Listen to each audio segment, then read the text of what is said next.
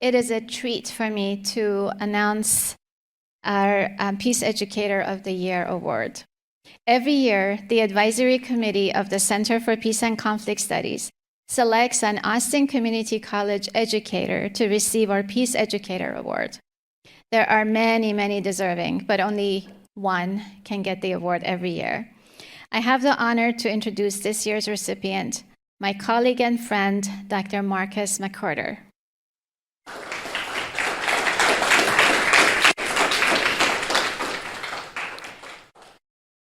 Marcus currently serves as chair of the drama department, where he teaches voice, acting, and theater appreciation. He holds a BFA in directing from Howard University, an MA in theater from the University of North Texas, and a PhD in performance as public practice from the University of Texas at Austin. He sits on the advisory board for the Center for Peace and Conflict Studies, the ACC TV network, and New Manifest Theater Company.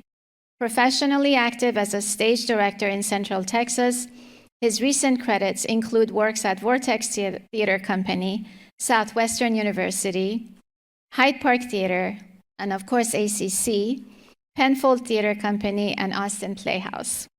But that's not all. Quoting from words of his colleagues, this is a man who cares about each human that he comes into contact with. Work is a labor of love, and he effortlessly motivates others in the art of his craft while making sure that each person knows they're not alone. He's one of those rare individuals who slows down and makes sure that everyone feels heard. Marcus is a visionary, and his vision extends and even transcends beyond any limits that some may place on community college drama departments. He's created a department that is engaged in the community, connected to the theater industry, and focuses on the difference theater makes in the lives of its participants and audiences. It's no surprise or consequence that Marcus has included the importance of peace and conflict studies in his vision.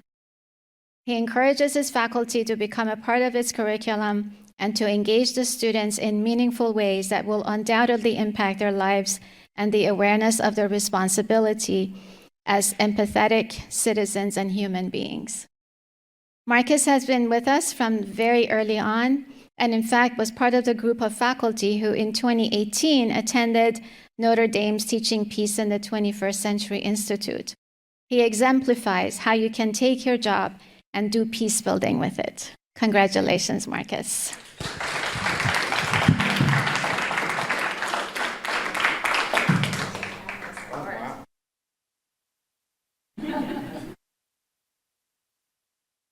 I don't have to talk now, do I? Yes. The first part of that, thank you. The first part of that, words about me, I sent in, it's like, what do you do? Well, here's my CV. And I was fine. And then I started hearing stuff that I hadn't written, and I felt the tears welling up. So thank you again. When Shirin came to me, gosh, what was that, 2014 when I started this work? Ooh, getting old. Number one, I had black hair all over. But I was floored. I was like, Shirin, this is a brilliant idea. Not only because of the work involved and how important peace and conflict studies is in our world and in our local community, but I was floored because why had no one else thought of this? So I thank you for your vision and your brilliance in putting this together. I immediately said yes, because this is what we do in the arts. We build communities, we collaborate, we teach and practice empathy. And so for me, it was a no-brainer. And the excitement that our faculty in the department shared just kind of spoke to that this is a practice that is bread and butter of what we do in the arts. And I think it's important. It has always been important. It will continue to be important. And I'm just thrilled and honored and grateful to have been a part of bringing this formally to ACC. It aligns with our mission, and that makes me happy. So thank you again.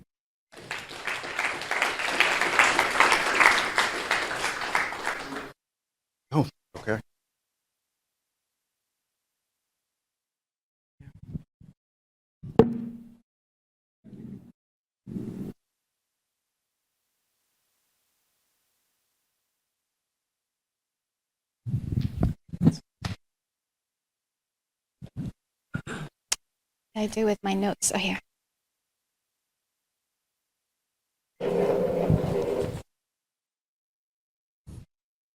You know, Giti talked about what happened today, the bombing in Iran.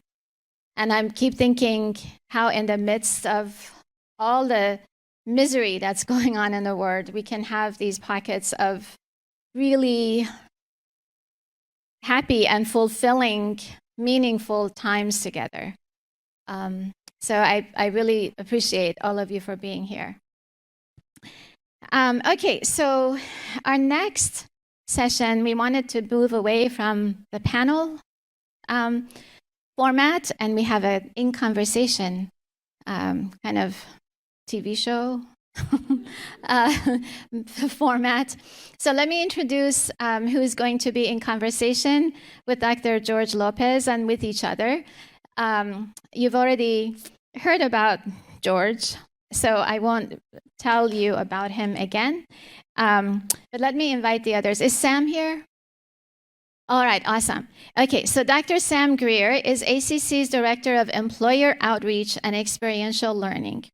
In this capacity, he acts as a liaison between the college's academic programs and employers and oversees all internships, apprenticeships, and service learning programs. He's been in this or related capacities for the last 10 years. Sam has a BA in economics from UT, MA in history from Texas State, and a PhD in education administration from UT Austin. Before joining us at ACC, he worked as a high school social studies teacher, a principal and superintendent, and he's been married to his wife, Marcy, for 35 years and has 3 daughters. Thank you, Sam, for being here. All right, Brienz Edwards is a training specialist senior with the Austin Police Training Academy. She designs and facilitates the APD Community Connect and Engagement programs, as well as the Mindfulness and Resilience program for cadets. In addition, she's actively involved in wellness within the department and is the lead researcher for Austin Police Jiu-Jitsu. I did not know that. After enrolling and dropping out of several colleges, Brienz completed her associates here at ACC in Peace and Conflict Studies and bachelor's degrees in 2022. She is currently pursuing dual master's degrees in criminal justice and interdisciplinary studies and was recently awarded an International Association of Chiefs of Police Community Trust Initiative Fellowship. Really happy to have Brienz here. And we get to hear from Marcus again. He didn't disappear, did he? No. He has to earn that award. Look, he's not letting it go. All right, and finally, my colleague and friend, Dr. Grant Potts. Grant is a professor of philosophy, religion, and humanities at Austin Community College. He's been active with the development of peace and conflict studies at ACC for close to a decade and teaches an introduction to comparative religion class with a peace and conflict studies focus and has helped facilitate the Conflict Transformation Academy with us through the center, our Center for Peace and Conflict Studies. The primary focus of his current work is promoting religious literacy and interreligious understanding as a public good, both within ACC and promoting curriculum and program level reform to assure all community college students have access to the benefits of liberal education. In Iran, they say, Ab roshaniye, which means water is light.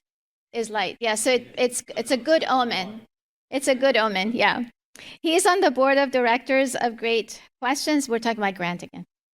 Great Questions Foundation, where he serves as treasurer and education. It's an educational nonprofit that offers faculty development and support programs nationwide to community college faculty to refocus high enrollment, required general education courses around the discussion-based study of transformative texts that have been identified by community college faculty as particularly suitable for early academic engagement. And I think I'm joining as well.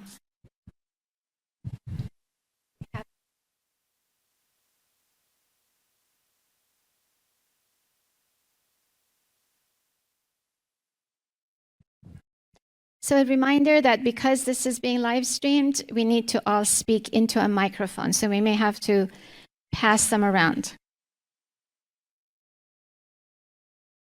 Okay, so we're envisioning this as kind of an informal, maybe semi-formal conversation among all of us. And I'll start with some questions, but anyone here can ask questions and direct it to others, and you all will be able to ask us questions in a little bit. The focus is on peace jobs. If you were here earlier this morning, we talked about careers in peace and peace building, and that's what we're talking about now. So I'm going to ask George the first question. George, how do you define a peace job?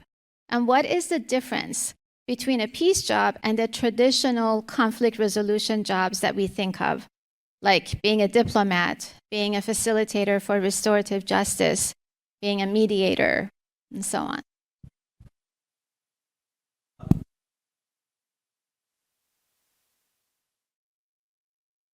It's on? It's on. First of all, thank you.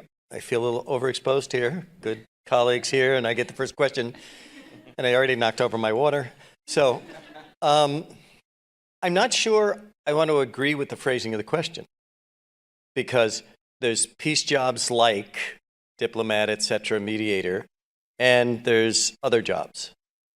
I think I tend to see it in a classification of 3 or 4 types of peace jobs. One is folks who intentionally decided, I'm going to go get the right education that one needs for this path called mediator or diplomat or community relations specialist or accompanist of my local police and crisis management. That's all of those are peace jobs. Then there's all these wonderful other jobs, most of whom in service work, which goes from lawyers to doctors to teachers to social workers to psychologists to child therapists, etc. All of those involve dealing with humans in varied situations that often find them that we're dealing with, or us and them, in a kind of conflict situation or a challenge to justice or issues like that, where having had the kinds of courses that you all are offering and concentrations in peace studies gives somebody the skills, but also the perspective to decide that, that I'm going to make this job a peace job in addition to the things that I'm doing. Or it's clear to me that part of my role is to be a peace and reconciler as a social worker or as a lawyer. And then the third, and I think this is very important for people plotting what they're going to do with their life, is there's an unusual number of opportunities in the volunteer sector. Some of that's in centers for community conflict resolution, where you might be an intake worker or you might be involved in some trainings, etc. So the volunteer dynamic is very important. And the last one I'd put in there is as family members, particularly raising children. I mean, I think that how to help young people from the age of birth on to navigate a world where so many of the people they will meet want to other people and engage in practices that will foment conflict. It's important to give them these kinds of skills, and our programs have a way of doing that. So thanks for letting me start off with that, but I'm delighted to be with these other colleagues and hear what they have to say. Thank you. Okay, so to the rest of the folks here, what does it mean to be a peace builder in your job?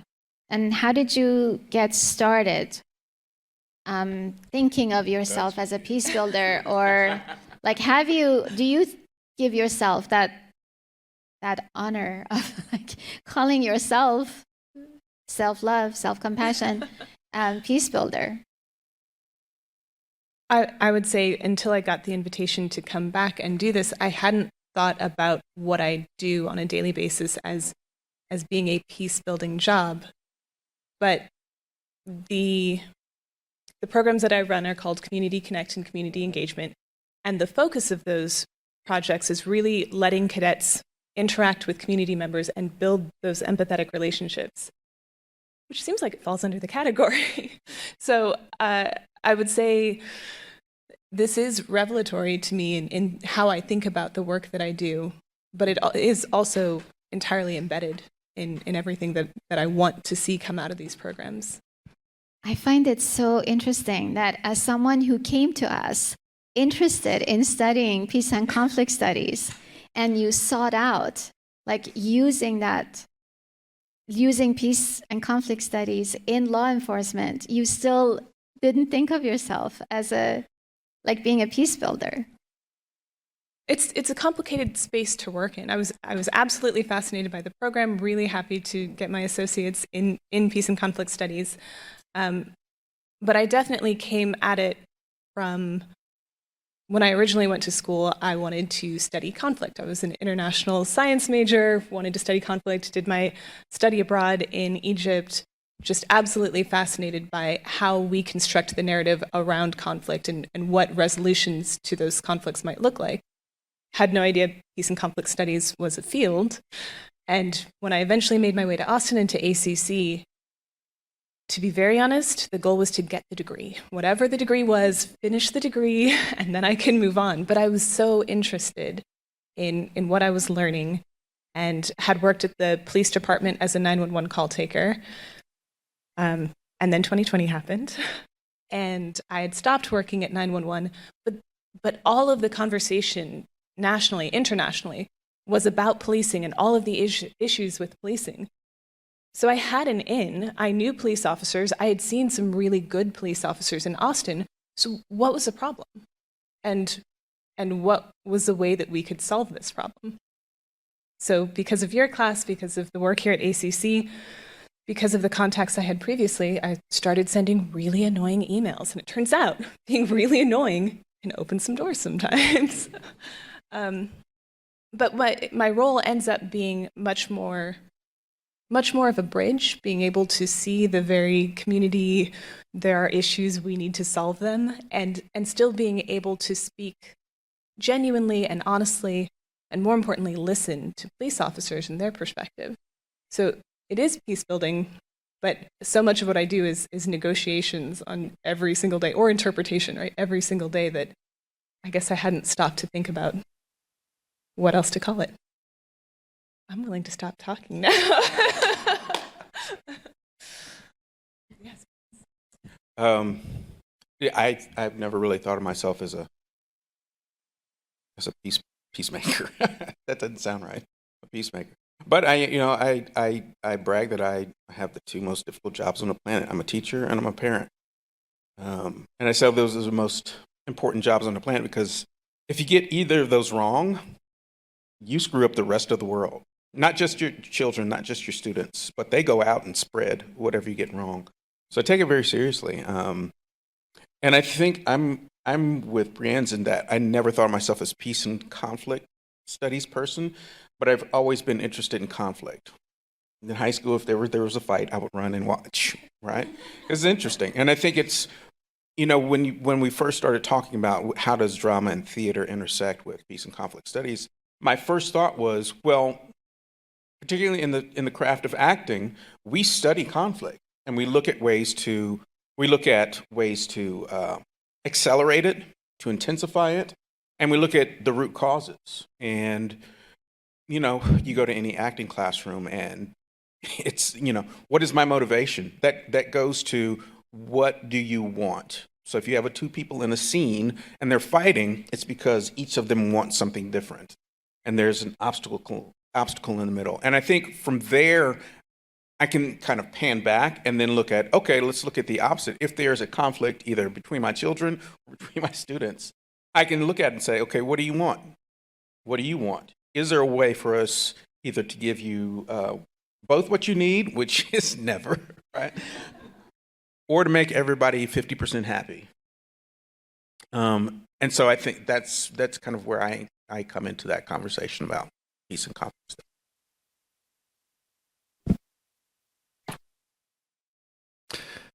I don't think I think of myself as a peace builder. You know, at best I think of myself as someone who attempts to be a conflict understander, right? You know, but I also, that is in purpose to trying to transform that conflict so that people, one, don't get hurt when there's conflict, because that's like my big priority, I think, is both physical and non-physical violence and preventing that violence and harm from coming out of a conflict situation. And then two, to try to redirect that violent energy to you know, do something good with it, right? To bring something out of it. And yeah, I do that all the time in my job. You know, that just managing a classroom, especially a discussion-based classroom, you know, a big part of what we want is to have students be in good conversations with each other with principled disagreement, right? And be able to walk out of that having learned from each other and not having felt like they dominated or were violated by that disagreement. So that's always going to be a part of that. You know, I'd like to say that, like, as a scholar of religion, I became interested in peace and conflict because, you know, religion is such a source of conflict and also such a source of conflict transformation. And that's true. But I think what got me here was my first job out of college. When I got out of college with my religion and English BA, I went and worked for the bank. And I worked as a customer service agent, right? And my job was resolving 19 conflicts an hour on the phone with people who had a conflict with the bank, right? That could be, you lost $5,000, where is it? Or what is this $30 fee, right? And I was partisan to the bank, right? You know, so I'm an agent of the bank, so it's a little weird. But at least when I was first there, which was a small regional bank, this was in the 90s when we still had those, we were really taught, hey, your job is to really help. You're an advocate for the customer. You're there to help resolve the conflict with the bank. Here's the boundaries. This is how little money we're actually going to give you to do it. So, like, you know, but that was there. And I really took that to heart. Now, we got taken over by Chase, and then I was told my job is to make as much money for the bank as possible, and I quit my job. So, like, but that's embedded in me. That experience at that very, like, customer service oriented job, I think, you know, that's the origins of some of my peace orientation as much as anything else.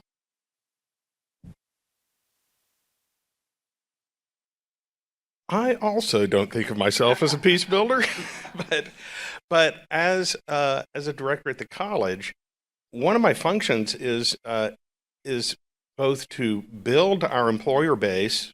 We have over 1,400 registered employers for our internship programs, but also to defend our students against abusive labor practices, right? And so one of my functions is to get in the middle of that so that the faculty don't have to, and that the student doesn't have to.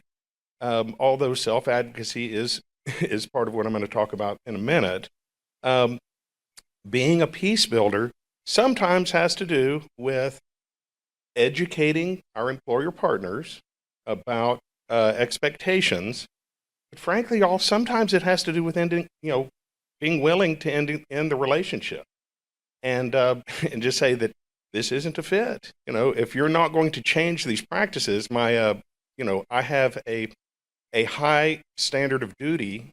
I have a duty of care to our students, and I'll fire the employer and move the student to somebody else who I've specifically negotiated with. We also have emergency placements for students who they don't have a car, they need something on a bus line, or they're a single parent and they only have coverage during certain parts of the day, or they have a felony conviction, and I have to find a second chance employer for that. And that one is one where that's where I am a peace builder, and I have to really establish relationships with those employers and build a level of trust to give the student a second chance. And, you know, okay, maybe they're not handling the cash register this time, but, you know, but whatever. It depends on the specifics of the case. And it just has to do with establishing rapport with the individual people. And that's what this is. That is building peace and really establishing a relationship. And frankly, it's become part of the ACC brand that our employers really trust us, and they trust, you know, our faculty vet the students before we send them out to make sure it's an appropriate placement, etc.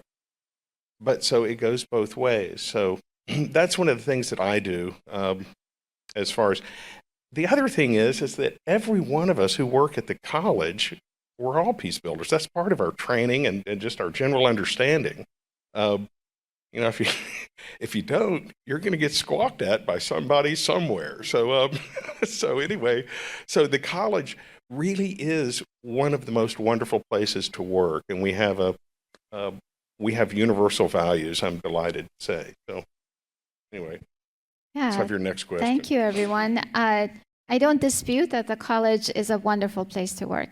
That's why I've been here for 26 years. A very long time. Yeah, thank you. At the same time, I don't think we are taught peace building. We are taught how to, I mean, nobody is.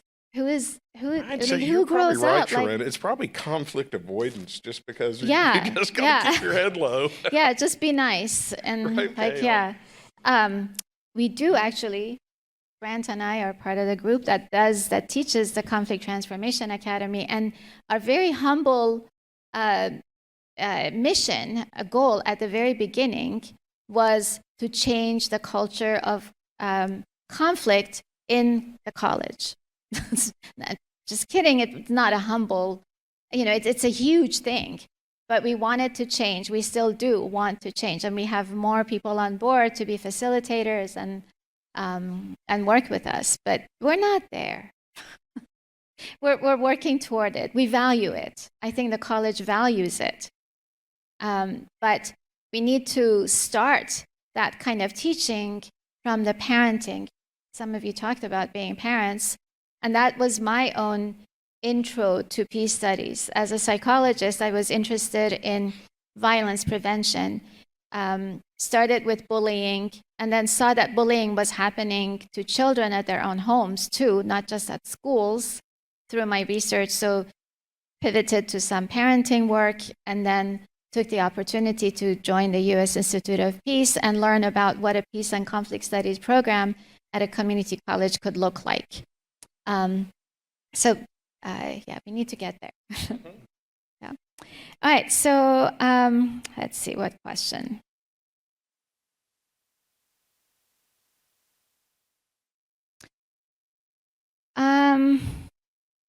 They're all really good questions.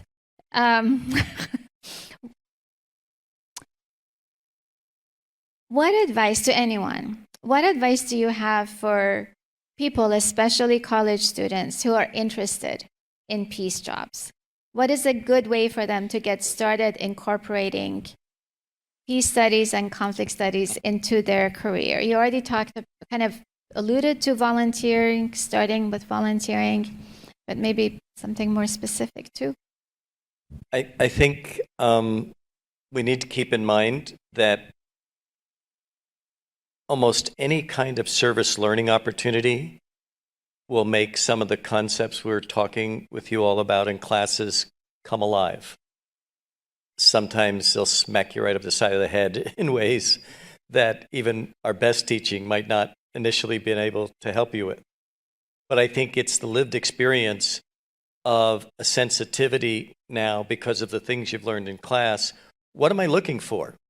Is this the first time I now, in the midst of this confrontation with somebody, when I thought I was just here to help at this job, where I'm really challenged to listen to the other side, where I'm really challenged to think about what's the roots from which this is coming from this person, and am I going to use good verbal communication to try to elicit that? If I've got to talk, am I going to use iMessages?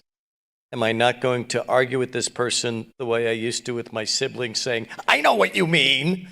And we don't do that. We don't attribute to people what they're about. We elicit from them what they're actually about and how we can get to interact and meet them where they are. So I think that the first layer of advice I'd give is go out and get your hands dirty and be involved in this long enough that 25 years later you'll look back and say, oh my goodness, they let me out there to try to help people? Oh, I did so terrible. As all of us have done in any number of things. You've got a number of faculty here who are pretty veteran.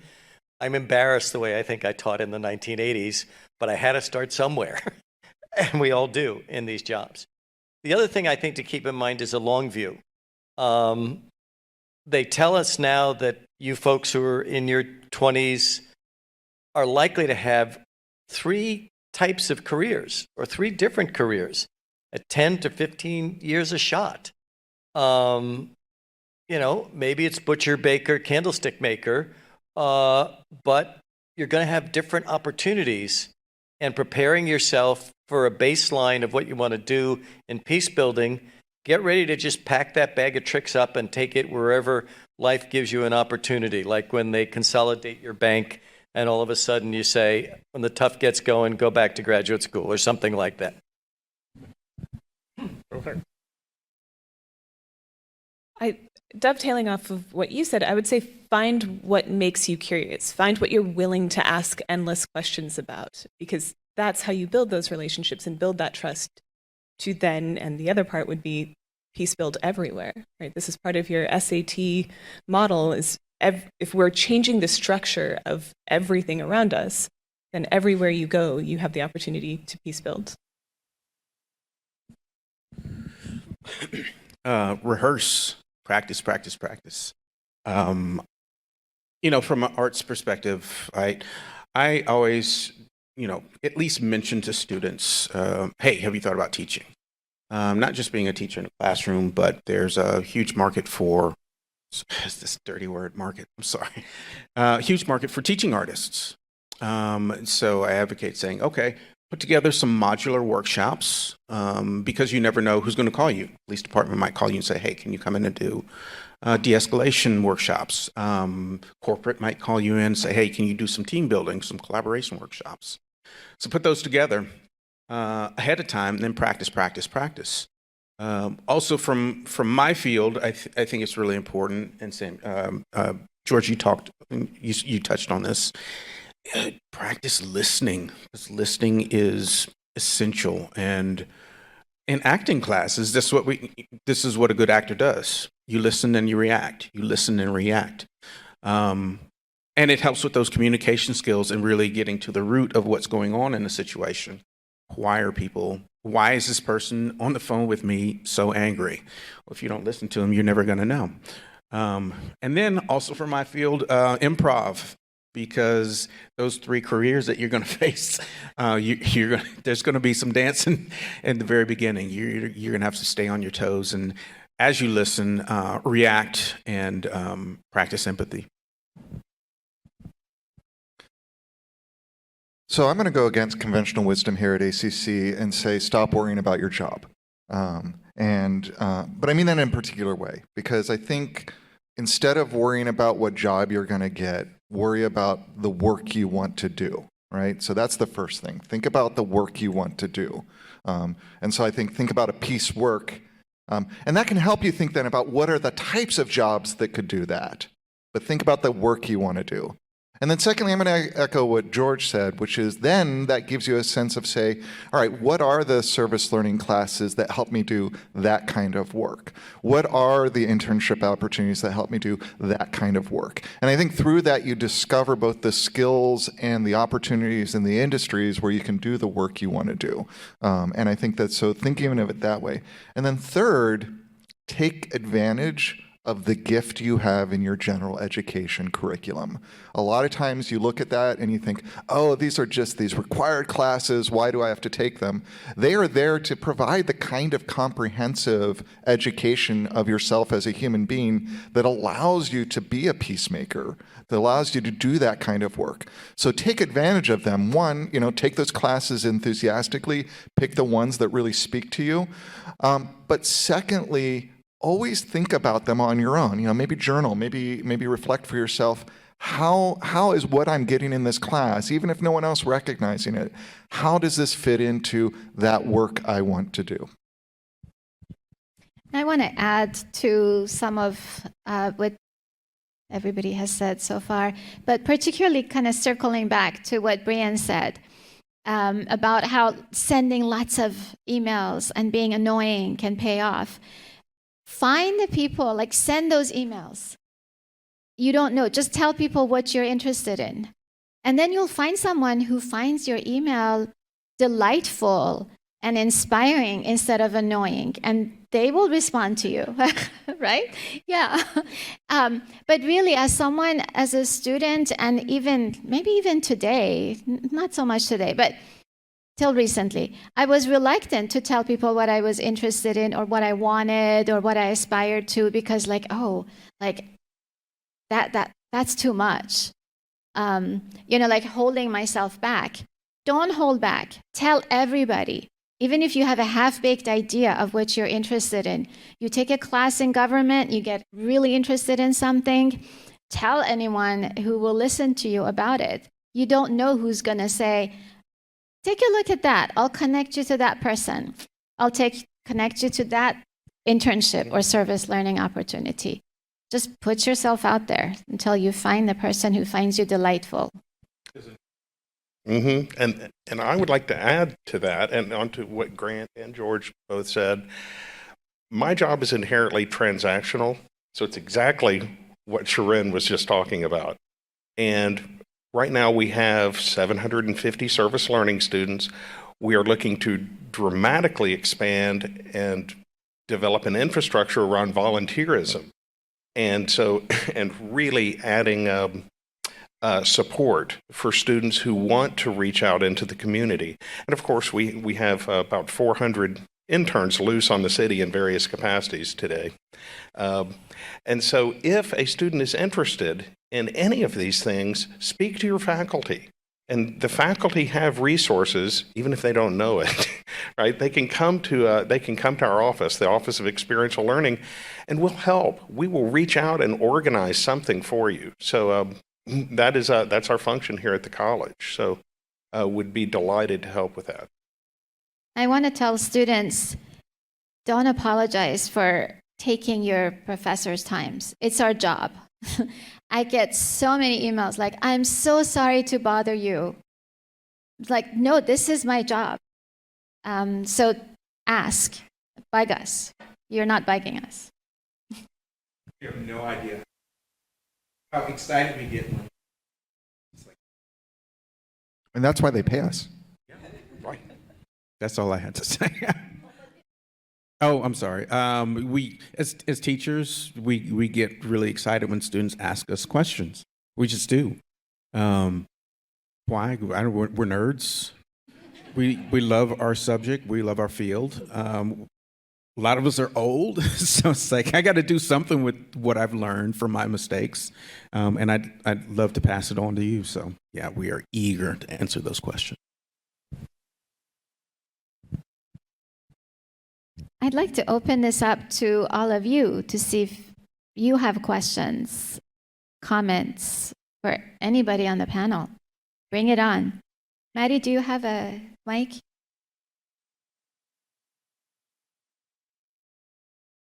Make us happy. Make us happy. Ask us questions.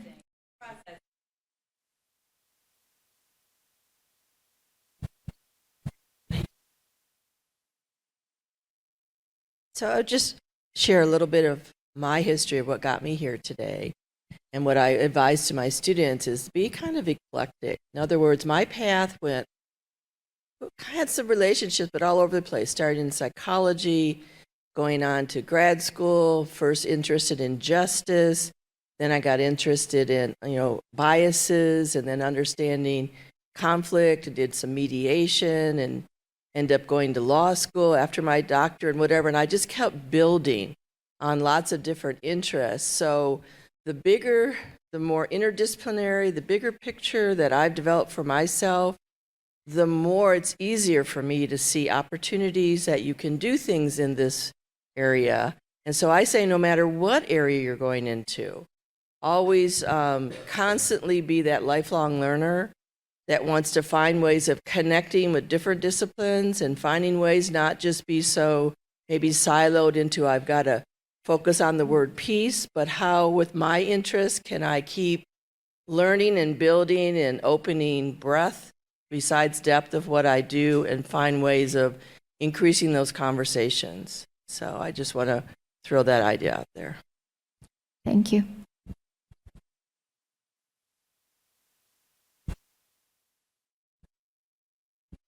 To add to that, I think interdisciplinary invokes change and innovation.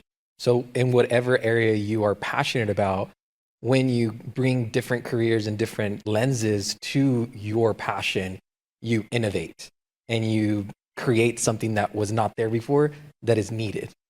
And so that's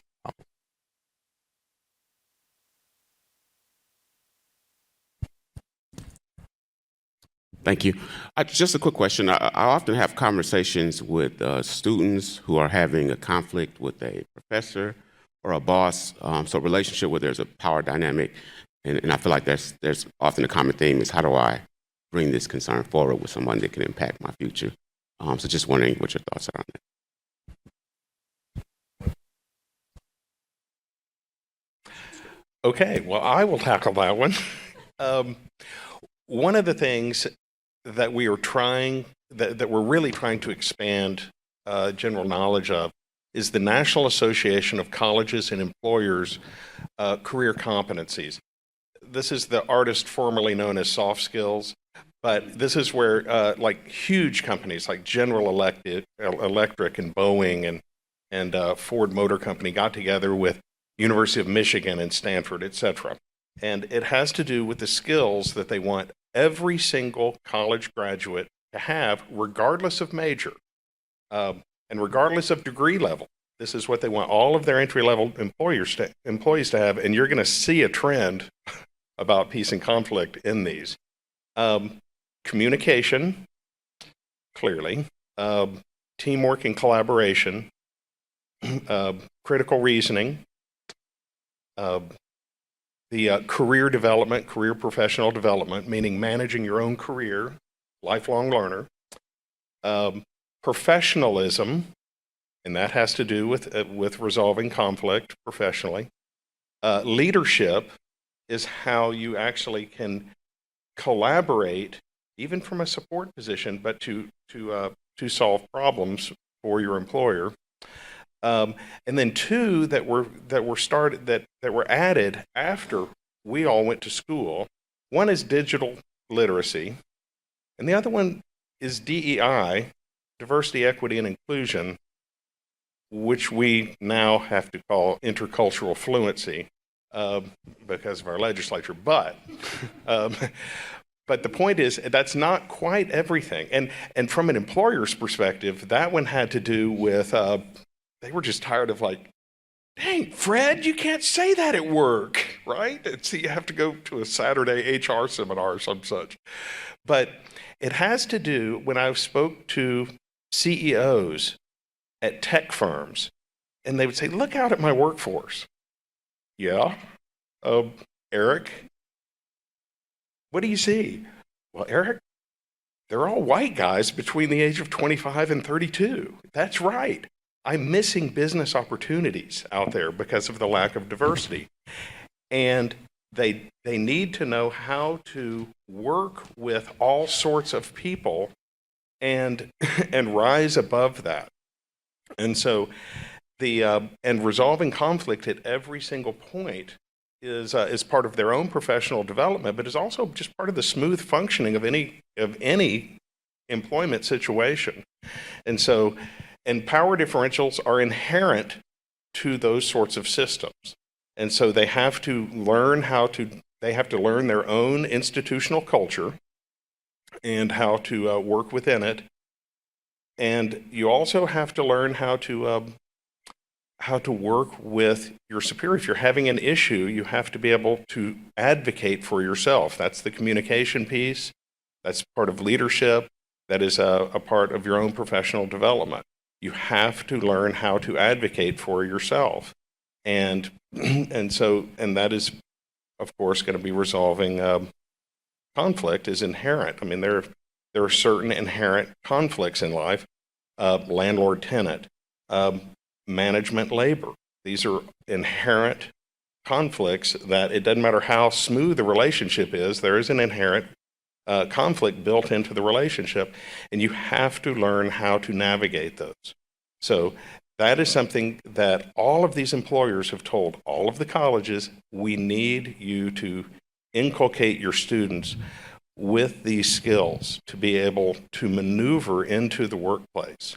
And they're expecting it of all of our students. So that's something, it is now built into, it's part of the internship evaluation matrix, but it's also built into all of our service learning projects. The faculty are aware of, and it does, George is right. Service learning ticks every one of those boxes, just about, depending on the type of project. So that is something that we are really looking at expanding significantly throughout the college. It has quadrupled in the last 2 years, and we're looking at a significant expansion from there. So. Thank you, Sam. You answered one of the questions that was upcoming, as well. So thank you for that. The question was, what are the skills employers are looking for that can intersect with peace studies and conflict studies? And those are I forget what the new name is, was soft skills. What was it called? Core competencies. See asterisk at bottom of page, previously answered. Yeah, previous name. But also in response to Kyrie's question about students' conflicts with their faculty, with other staff, the Center for Peace and Conflict Studies has an answer for everything. We have plans for everything. So different areas of the college have actually asked us to do training in conflict transformation and peace building type of workshop, Conflict Transformation Academy, for all of their students. And because there are logistical issues in that, the reason I bring that up is because in that training, we directly address issues of power differences, which is inherent in all conflicts, particularly between faculty, students, and so on. The problems are that, we do have a course, but it's a psychology elective, and it doesn't fit into every student's degree plan, so they can't get financial aid for that. But we might be able to do micro-credentialing or something like that to just have them deal with that. I have a request for that. Yeah? I'm working with the Career Center to develop modules about those competencies that we're talking about. Let's include that. Let's talk. Okay. Okay. The other thing is that we did do a needs assessment out of our center to see what kinds of conflicts people at college experience in which at least one party in that conflict is a student.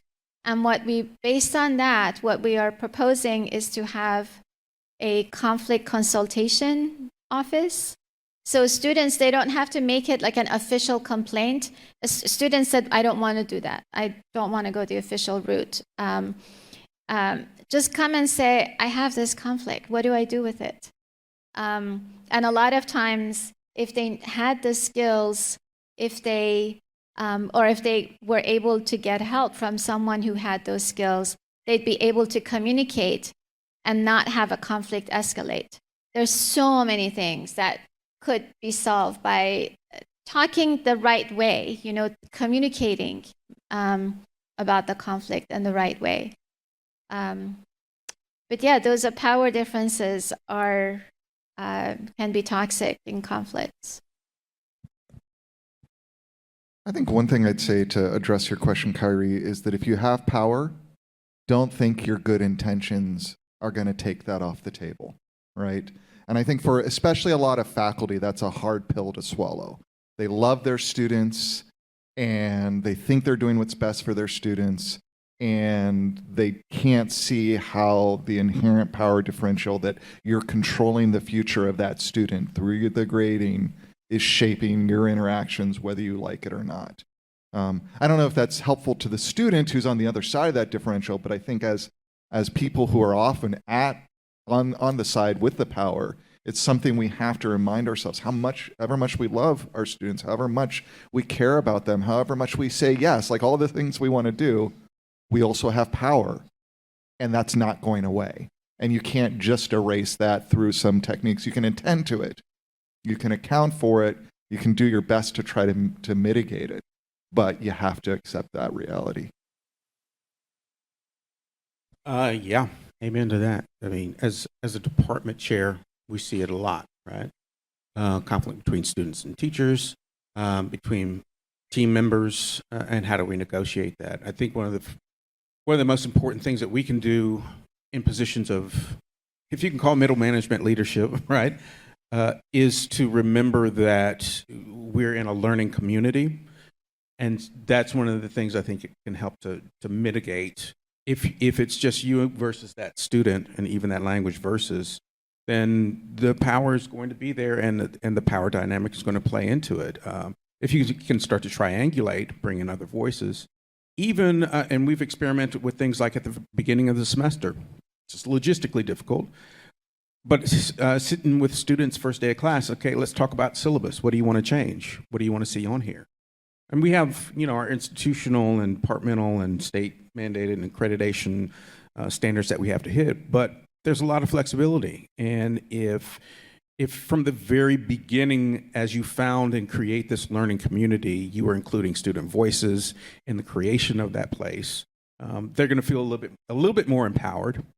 Not going to mitigate it completely, but they're going to feel a little bit more empowered. And then when conflicts arise, we approach it the same way. Okay, there's a conflict here. Let's deal with this, as opposed to I'm going to deal with this and fix it.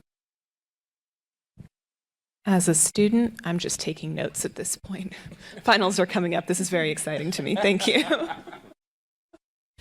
But seriously, the police department obviously has very strict hierarchies. There is no building together when you have conflict with somebody above you. And as a civilian in the police department, it's just built into every reaction, every interaction.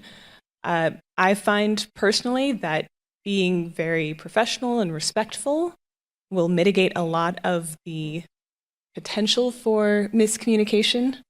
And then there are just people that you're going to be in conflict with. I mean, I hate to say it, I would like to see all of those conflicts go away.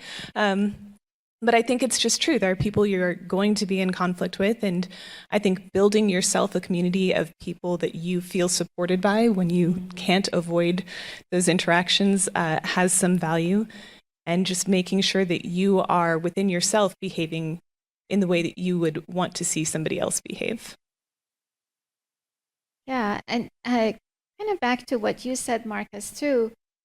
When you start the relationship with your students on a really personal, like human to human level, as opposed to I am the know-it-all and you are, I'm going to tell you, you kind of build the framework that we can work through things together. When you start off the semester by, I'm not sure, syllabus may be negotiable, but classroom norms are negotiable. Deadlines are, I know this is controversial, but assignment deadlines are suggestions. My students, you don't listen to that, right? But no, but they know, this is, my class is only a part of their lives. They have other things going on in their life. So you let me know you couldn't do it. When can you do it? Okay, do it then. It's not like any time is fine. But so using those kinds of relationships, like building relationship patterns in class, hopefully will allow them to come to me if they have a problem, or they can work with each other to come to me. Okay, because what you just described was communication, collaboration, and professionalism by talking to you about the issue, right? Mm-hmm. And so again, you've already, this is how all faculty are already utilizing those skills, and inculcating those skills that they can take into the workplace later. But again, there's still an inherent, as Grant pointed out, there's still an inherent class differential between faculty and student, just as there is between management and labor when they get to their next stage, and they have to learn how to navigate that. So, Absolutely. Yeah, Okay. in our workshops, conflict transformation workshops, which we do with faculty and staff and administrators at ACC, when we talk about power, what we talk about is that if you are the higher powered person in a conflict, you have a lot more responsibility, because you've got to recognize that. And like Grant said, your good intentions and good heart and good goals don't negate the fact that you are the higher powered person in that relationship, in that conflict. So George, I have a question for you. As someone who has been in, you've designed programs, you've designed the whole degree program, you've worked at, higher levels, nationally and internationally. So for those in leadership positions, what advice would you give them if they were interested in implementing conflict transformation practices in their organizations, having a kind of climate or culture that was based on the principles of conflict transformation and peace building? I think when we begin to work in an organizational setting and with that level of leadership, I'd spend a lot of time saying, assuming they invited a comment like this, what's your goals? What's working for you? What dilemma or disaffection with people around you are you having an issue with?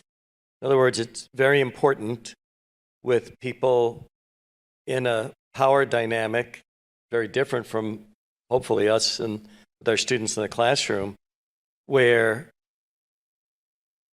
you've got to get them to try to express what they really want. And also, I think, to probe. Okay, thank you. That's your first answer. Now, can you please tell me what you really feel? Or to be able to say, if you've identified these things and you gave us, meaning our team, the ability to just sit around lunchrooms and various other things and talk to people about what's working and what's not working, what do you think we'd hear? And if we hear something different than what you think is the dilemma here, what are you prepared to hear from us? I don't suspect any of us have trouble understanding when you're dealing with somebody in a leadership position when they actually don't want to hear from you, they don't want to be asked questions, and they don't want to share with you anything, because now you've become part of the problem by talking with them about whether or not there's a problem. So, I think it demands some sensitivity. It demands any number of things. Really, one of the worst situations I had with this was very long ago, when I was surprised to get a local company to call and say, we understand your peace studies program does a lot of, peace studies workshops and conflict resolution. We're having a lot of conflict with, the brass and the foreman and the workers. And I had never done anything in an industrial setting. It's not my thing. But what do you run for a day? We're going to give everybody a paid Thursday, free lunch. You come in, you've got 6 hours at their time. What do you want to do? And I laid it out, and they were a little appalled by the fact that some of it was spent in time that they were actually working with one another. And I was asking of foremen and leaderships to play the role of the workers and made the workers leadership. They thought that was the craziest thing. But we did it all, arrived at some principles that they'd work on. And then a week later, I read in the local paper that the company had been bought out and was going to be dramatically changed. And what they had really wanted was somebody to come in and build the conflict resistance skills of some of the people, because they didn't, as leadership, want to be honest with them that there were bad times coming. And instead of saying we're all in it together, gee, we feel bad for you, workers are going to be out of a job. And I felt like I was kicked in the stomach about 3 times. You know, I never had such a visceral reaction to that. And so I think it's very important to, if we're coming to our interaction with people honestly, to try to test out, am I dealing with an authentic request and question here? Or is it somebody who's, covering their butt, or somebody who was told you better bring in somebody to talk about conflict, but they don't really give a whatever? And I think that's important.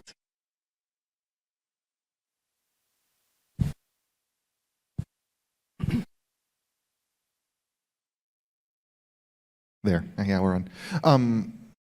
So I was just in Memphis for a conference, and I went to the National Civil Rights Museum, which is a superb museum if you ever have an opportunity to visit it.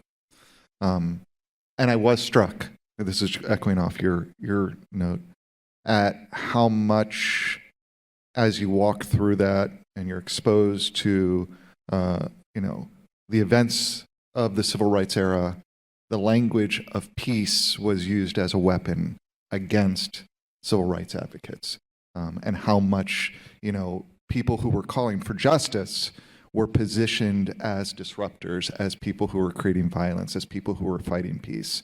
So I think it is important to always, one, I think we can't think about peace without justice. And I think, we forget to say that because it's so embedded in our conversations that we forget that that a lot of times that isn't in the foreground of what people are thinking. And two, to be attentive to the way peace and the desire for peace and the desire to resolve conflict can actually be a mask for perpetuating oppression and perpetuating violence. Let me just bounce off of that, if you don't mind. I mean, that's excellent. I mean, this is right out of the text of the beginning of King's letter from the Birmingham jail, right? They say we were outside agitators. We came to foment violence because we engaged in our demonstrations, but we're here because injustice is here. And I think that gets back to an earlier point and a question raised this morning about evil and injustice and its structures. There's nothing in our development of conflict transformation skills that stops us from calling injustice injustice, but also not being surprised when that's pulled inside out, because you guys, you all lied there on the street and you made the police drag you away and beat you until you would get into the van. So much for moral and practical agency, right? I think that's very, very important. Thank you for that. Any other questions? Yeah.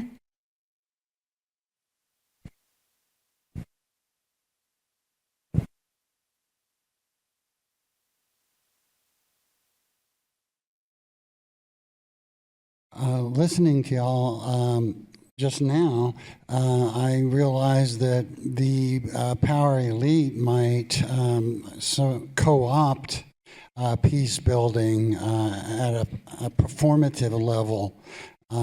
Is there any danger of that, in your opinion?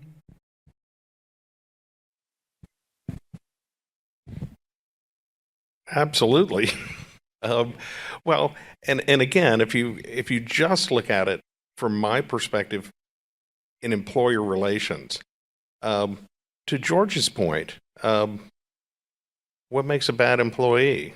Well, if the employee is a victim of an abusive labor practice, just self-advocacy is can be construed as a troublemaker, and of course, and then you just get into the entire concept of unionization and union breaking, etc.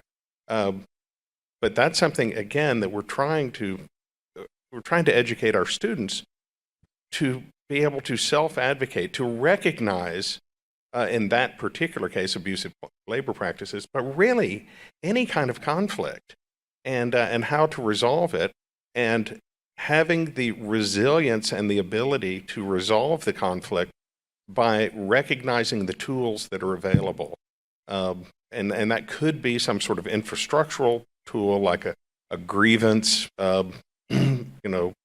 solution of some sort. But sometimes you have to go to the mats. You have to lie on the ground and get hauled off. And so or in some cases just leave. This is not this situation is not redeemable. So anyway, yeah, to your point, absolutely, we're humans. We live in human systems. Anything can be co-opted. Yes, I think that can happen. But I'm sorry, but I somewhat disagree. The reason my position was created at all is because of Resolution 66 as mandated by City Council. I have a job because of it, but we also have these programs because of it. And because of that opportunity, I can build something that's real. I can build something that makes a real difference. So I don't have to accept the limitations or the definitions that have been mandated for us. There's still room to work there, especially if you bring that curiosity and that ability to build relationships with others. I think there's always room to do the good work. Yes, I've never been one to think that because something is performed, it's not real. We see this all the time. I mean, there's a whole tradition in theater of the oppressed, theater for development, where it is by performing, by pretending, by playing that we are something else, that we actualize that it becomes baked into who we are. And I think the inverse is true as well. When people with bad intentions perform at peace and justice, I think that's dangerous because we begin to shift and transform those definitions into something a little bit more nefarious. So, yes. Well, I mean, I think it's important that we always recognize that. Dan, you often help us focus on that, and I always appreciate that as part of your role in the college, and that's always a real danger. And it's not just the intention of the elite actors, the power elite. It's the structure of being the power elite that leads to that. And so it's tough. I mean, and some, like, even as I've been in higher positions in the hierarchy at ACC, I find myself leaning into those structures of power when I'm not attentive to it. It's slippery. So yeah, I think we have to always be attentive to that. But I also think, like, kind of echoing off the both of you, what I found on the other side is sometimes, even if someone's totally performing, you can take advantage of that performance and basically call their bluff and say, all right, well, let's do that then, right? And sometimes you can slip in real transformation when you do that. Sometimes you can get shut down, right? But sometimes you can slip in real transformation, which is what I hear you saying as well. Let's also be real about the difference between positional power and implicit power, and the kinds of identities we have that give us more or less of that implicit power, right? So not every department chair gets the same level of power in this organization or in any organization. Our identities are part of how people see us. regardless of what position we have, what level we are. One of the things that I have learned, sometimes the hard way, but before I was a director at ACC about 20 plus years ago, I was a superintendent of schools, and I had a parent come in, and he was not well educated, and he was absolutely furious, and he was just screaming at the top of his lungs, and I had to listen through that. It would have been so easy to just ignore it about the guy's just performing, right? But I had to listen through all of that and find the real grievance, which was that he had a special needs child who was not receiving the special education care that he needed. And but he was not going about it the right way, but that wasn't relevant. I had to, my function was to, okay, let's get this resolved. Tell you what, you're pretty hot right now. Come back tomorrow. I'm going to have the school psychologist. We're going to develop an individual education plan, 504, everything that you need. I will provide everything that you need. But I had to listen. And sometimes that's really hard. And that was the first part of resolving the conflict. If we were just in a bar or something, that would have, that could have easily devolved into fisticuffs, right? But it wasn't. And so it was, he did not handle it well. He was not performing in the way that was expected, but he had a legitimate grievance. And I was the one in a position of authority.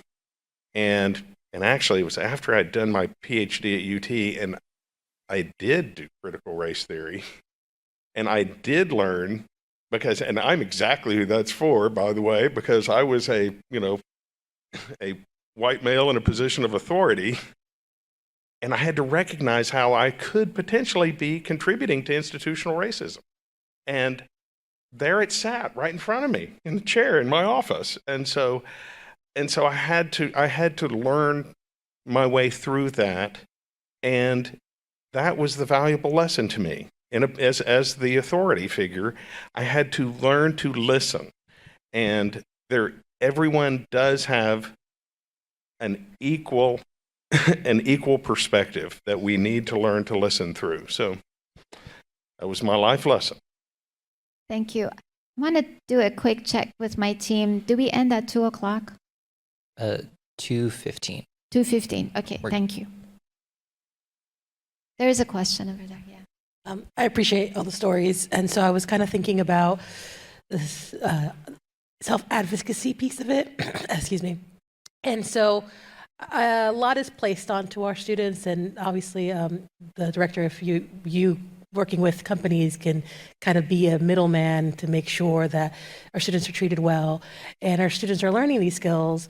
And so at what point, whether, or even in the classroom, should the burden not be on the student to be their own advocate? What's the role of a third party, a peer, an ally, a middle person that's not part of the conflict directly, but recognizes that the student experiencing something, or if you have examples of times when you weren't exactly the person in the conflict, but you knew that it would be unfair to the person experiencing the conflict, or maybe because of those power differences, that it's an unfair burden for them to be their own advocate, and they need someone else to advocate on their behalf. Unfortunately, that was routine, right? Knock wood, I did not have any of that this spring semester. That was great, but previously I have. And again, it has to do with the nature. There is a dual class disadvantage for an intern. One, they're a student, and two, they're an intern. They're an employee, right? And so they're at the bottom of two power infrastructures. And so the key is to what Grant and Shirin both said, has to do with the relationship with their faculty member. They've got to be able to tell somebody, right? I'm having a problem. And if they will tell somebody, we can't help if we don't know, right? So they do have to self-advocate. But once they do, well, then we have an infrastructure in place that we can fix it. And we do not let that. I mean, again, that's our function, is to make sure that the students have a very positive first experience in their field of study, that they can succeed, and so that it propels them on their journey. And so we do correct those, and they're rare. Again, I had 400 this semester and had 0 problems. Not wood. It's not every semester, but the student does have to self-advocate. That is every human on planet Earth. You do have to self-advocate in that situation, or if we don't know, we cannot help. However, the first place they need to go and self-advocate is to their employer, is to their supervisor. You know, hey, you didn't tell me I was going to have to work on Saturdays, right? I have my kid on Saturday. I can't work on Saturday. So they have to do that first. Once it starts, you know, if it can't get resolved, then we do get involved. But yeah, self-advocacy, again, that's that communication piece I was talking about earlier. Thanks for the question. Yeah, I think part of the problem is when we use the term self-advocacy, it leans into all these ideals we have of, you know, being a self-made person who can take care of your own stuff. But I don't think that's what we're asking for when we're saying we want our students to develop self-advocacy. I think what we're asking for is more what you're saying, which is how do we help students recognize this is a moment when I need to go get an advocate, right? And how to get that advocate that will help me navigate this. If I'm going to court, I'm getting a lawyer, right? You know, and that's self-advocacy. That's not, I'm going to go there without the experience of this complex legal structure and try to make my case against someone who has it, right? So I think part of it is we need to, and maybe maybe the term self-advocacy is we need something else to get at what we're talking about, which is really getting that ability to recognize, hey, there's a problem that I need help with. I need to go get that help, not there's a problem that I need to take care of myself. Right. That being a victim and fleeing is not conflict resolution, right? You have to be able to recognize it and speak up. You have to recognize that there is an issue and speak up about it to someone. Yeah, I think the key is to someone, though. Yeah, right? Because it may be beyond, you may not even feel safe to speak up, to self-advocate. But there should be somebody that you can get support from. Hi, first I just want to say props to speaking today. It's a lot more nerve-wracking when you're holding a microphone speaking publicly. Common themes I've heard are about communication and collaboration, and to build on what was just asked and what you were speaking on. Earlier, Ms. Brienz Edwards spoke about being a bridge between the police department and the community. And right now you're talking about advocacy.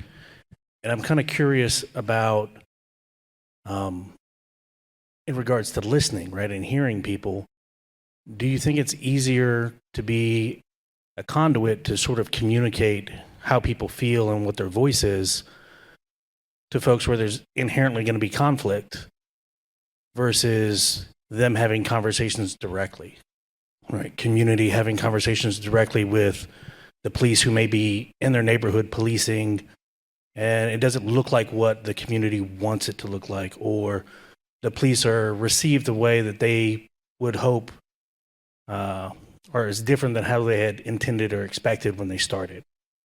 Does having that third party using their relationships between the two parties help that advocacy for each side and kind of building that peace, right, and bridging the conflict?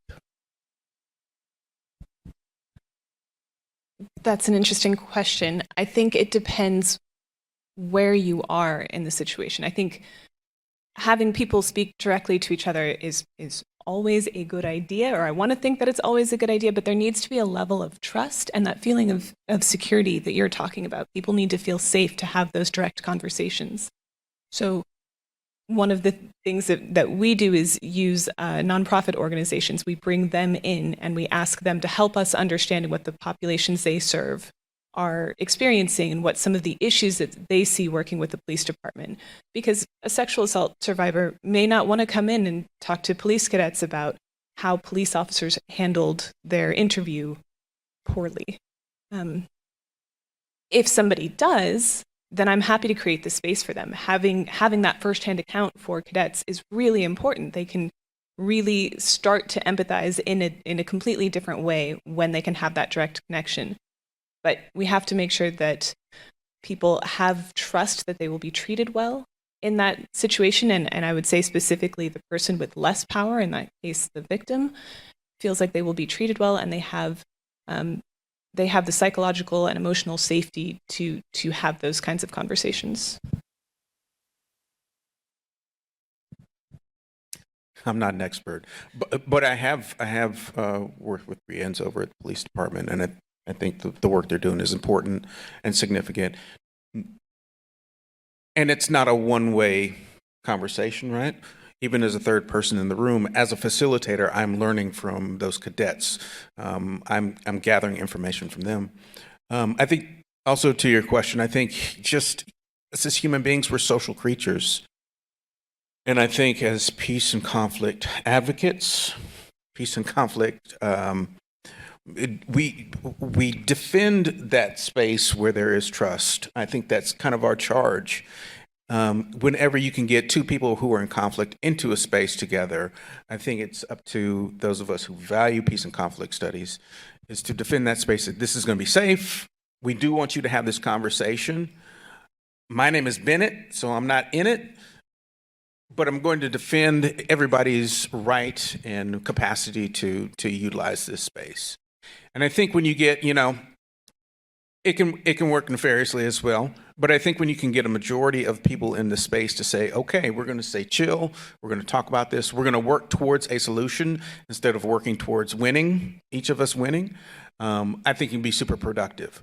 That can be subverted, back to Dan's original question about this performance of things. If the majority of people in the room say, hey, let's lean over towards this side, then I think it can become problematic.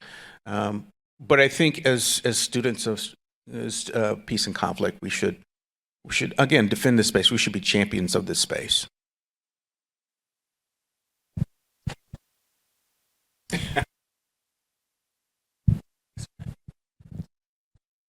I'm inherently a middleman. I am that third party that you talk about right there.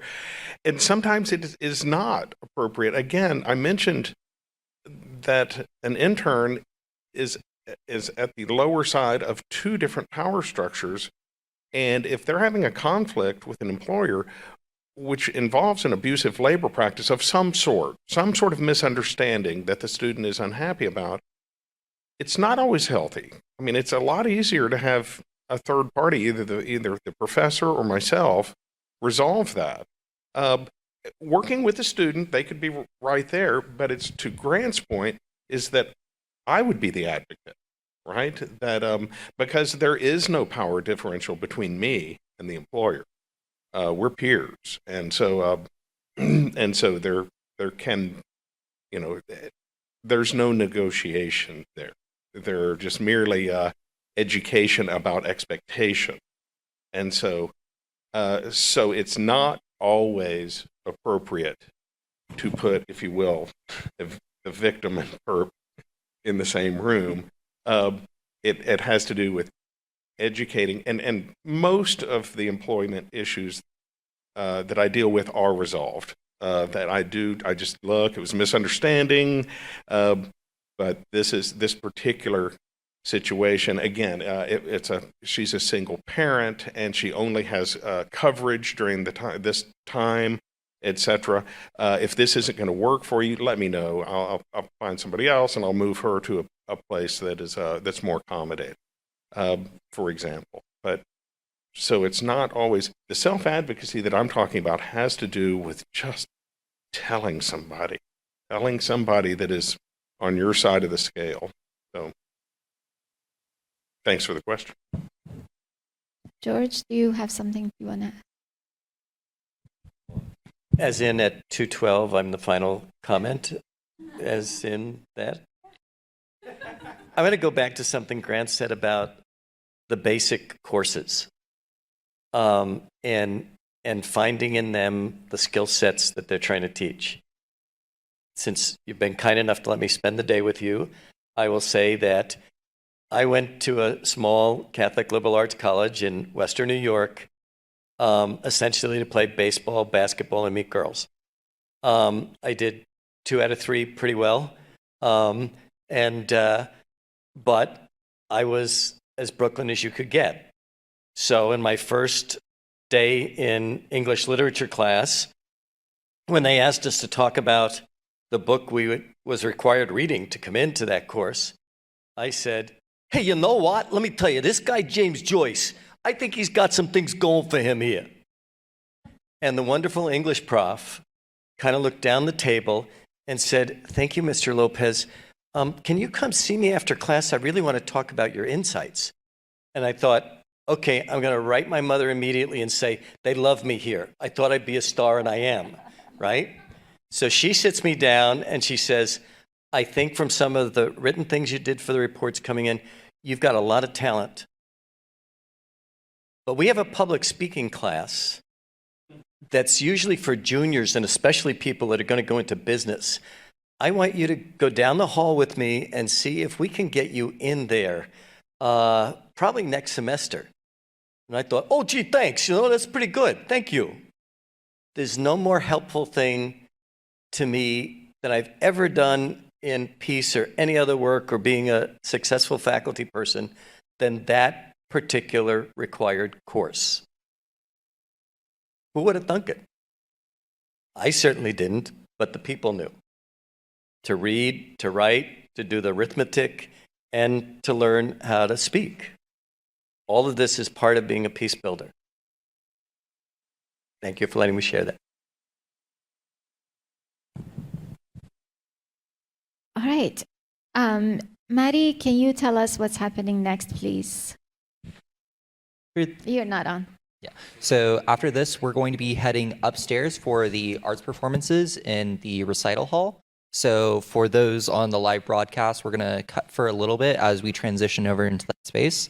And we will have volunteers to lead us right upstairs, but it's directly above us. So we'll be doing that, and then we'll be transitioning back in here after that for our final panel. Do we have a coffee break in between, I think? Yes. I think we do. Live streaming, folks, you will be able to view the dance performances as well. After we cut, we go up there, and then live stream will resume. All right, thank you. Thank you, everyone, for this great conversation.